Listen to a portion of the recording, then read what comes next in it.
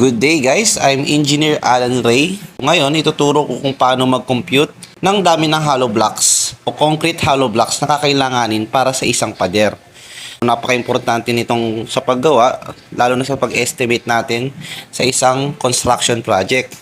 Unang-una, alamin natin yung mga bagay na importante dito, which is yung sukat ng concrete hollow blocks.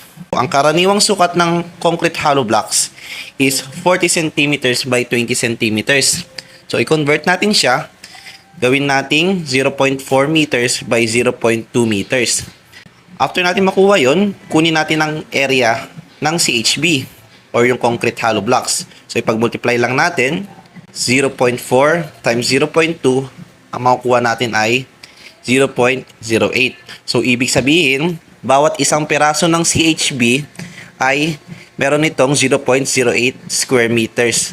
So, ngayon, para malaman natin kung ilang CHB ang kailangan sa isang square meter na pader, i-divide lang natin siya.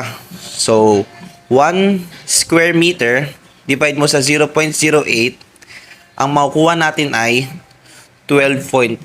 So, yung 12.5 na to, sinasabi niya, bawat 1 square meter, meron kang malalagay na 12.5 na concrete hollow blocks. So, after mo makuha yun na yung multiplier mo, yung 12.5. Kaya minsan, makikita nyo na lang sa mga computation is, after nila makuha yung area ng wall, imumultiply na nila sa 12.5. So, dun nang galing yung 12.5. So, halimbawa, meron tayong 12 by 5 na pader.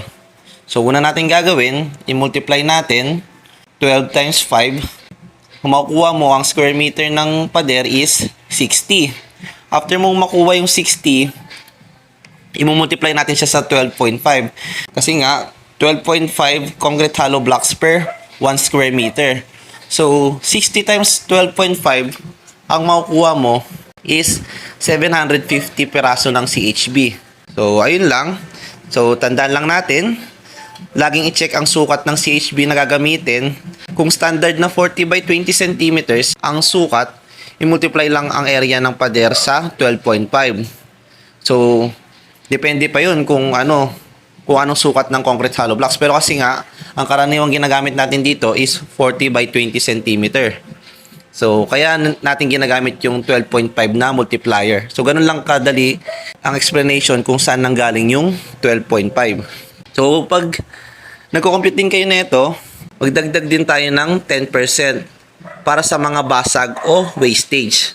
So, yun lang. Maraming salamat and God bless.